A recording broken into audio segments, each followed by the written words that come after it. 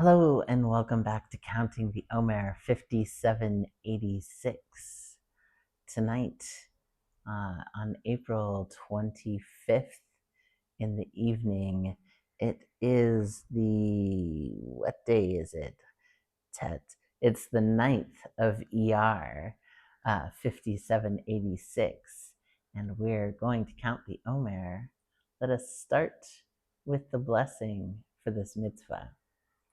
Baruch atah Adonai Eloheinu melech haolam, asher kiddushanu b'mitzvotav, v'tzivanu al sfirat ha'omer.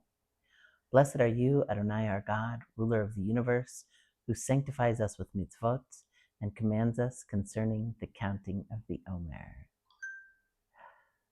Hayom arba'a ve'esrim yom shehem shlosha shavuot v'shlosha yamim la'omer. Today is day 24, which is 3 weeks and 3 days of the Omer. Rachameh tiferet shebenetzach tishpot. The mercies of beauty within endurance you shall judge. Now, before we get into what all this means, let's say a short blessing for Torah study. Baruch atah Adonai Eloheinu melech haolam, asher kiddushanu b'mitzvotav, v'tzivanu le'asok b'divrei Torah. Blessed are you, Adonai, our God, sovereign of the universe, who makes us holy through mitzvot, and who commanded us to get busy with words of Torah. We are in the 4th week of the counting of the Omer, which corresponds to Netzach, victory or endurance. And this is the 2nd day of the week, which corresponds to Tiferet, beauty or glory. Let me tell you, I do not feel bonita. This Shabbat, I pretty much just lounged around in bed. I didn't get up until afternoon, well after services were over. I had totally planned to go to services this morning, but there was no way I was waking up. I spent most of the rest of the day just reading, but I took several breaks just to stare blankly at the wall. I'm almost to the end of the school term, and I am exhausted.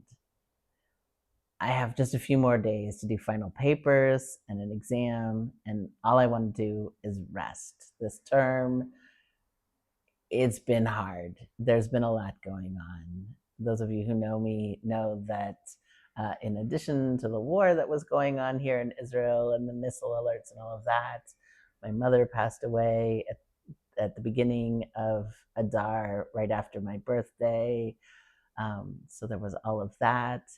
And also in the past year, I've moved countries twice. And in each of those countries, I have lived in multiple cities before landing where I am right now. It's just been a lot. It's been a lot. And today, as I thought about the idea of beauty and endurance, I wanted some stereotypical, rousing, inspiring vision of the glory of sticking it out and making it through the hard stuff.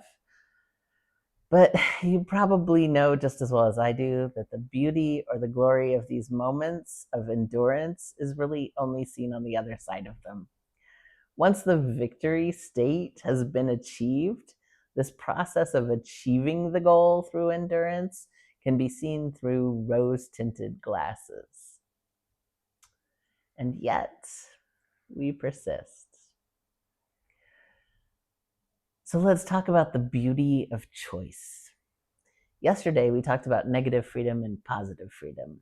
And you could say that I have the positive freedom to complete my schoolwork and achieve my goal of knocking out another semester towards my goal of receiving smicha, rabbinic ordination, and a master's degree. And I also have the freedom to not do my work. Sure, there are consequences if I don't do my schoolwork, but it's a choice I get to make. I get to make that choice over and over again, multiple times a day as I'm sitting in front of this computer until I have completed the work or walked away from it. The beauty of endurance is the beauty of making the choice and just continuing forward. We will do and we will hear. In Exodus 24:7, it says, Then he, speaking of Moses, took the record of the covenant and read it aloud to the people, and they said, All that the Lord has spoken we will do and we will hear. The sages commented that this is a strange thing to say after you've heard the covenant. They decided that the people must have said this first, before hearing the law. Others say that they had heard the covenant, but they knew they didn't understand it in its full implications, and that they'd have to study it further to know what the law entailed. The people said that they would take on the covenant even before they knew what it said or understood its full meaning. This brings us to the idea of Jews by choice. This term is often used to refer to converts, but Rabbi Lord Jonathan Sacks, Zichrono Livracha, said that in the pre-modern era, Jewishness was a matter of fate. Civil laws, the ghetto, external anti-Semitism meant that you essentially had no choice but to be Jewish if you were born into a Jewish family. But today, in a free society, being Jewish is a choice. Thus, all Jews are Jews by choice. Being Jewish isn't always easy. The challenges include finding community, keeping traditions, living Jewishly. They also include the weight of anti-Semitism, which, let's face it, it's become a lot of bigger challenge in recent years than it had been for the last few decades.